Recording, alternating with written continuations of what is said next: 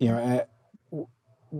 know, what's the sort of significance of the sound barrier? What happens to an airframe at that speed in the Mhm. atmosphere that makes it such a significant threshold to cross? Yeah, so there is the I appreciate you're asking that question because it's the best question that nobody ever asks. Nobody ever says, "What in the world does the speed of sound have to do with an airplane?" And to unpack it a little bit, the speed of sound is the speed at which pressure waves move in air. And of course, airplanes are all about shaping and creating pressures.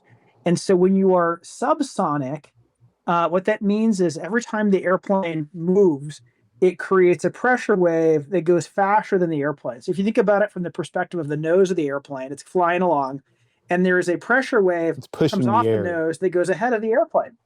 Yeah. So you could kind of think of it as saying, "Hey, air, I'm coming. Start getting out of the way." And but when you are supersonic, the airplane is now outrunning the pressure wave.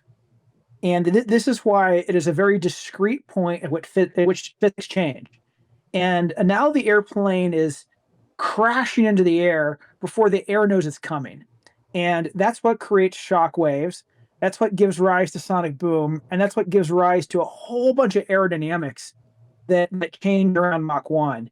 And if you go back to the very early days of flying, but before in the military world we cracked supersonic, people thought it was a sound barrier because they didn't know how to design airplanes that would stay stable, both super and subsonic. And so as you approach the speed of sound, one of the things that happens aerodynamically is the center of lift shifts backwards, which means if you can kind of think of lift as like a force that's like pushing up on the airplane, and you got to keep lift underneath the center of gravity so the airplane stays balanced.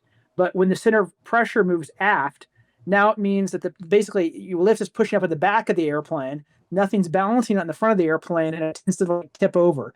And that's why aviators called it like there's a sound barrier or there's a demon at Mach 1, because as they got closer to Mach 1, the airplane would want to enter a dive, and the only way to get out of the dive and get the center pressure back where you need it is to slow down, but you're in a dive and you can't slow down.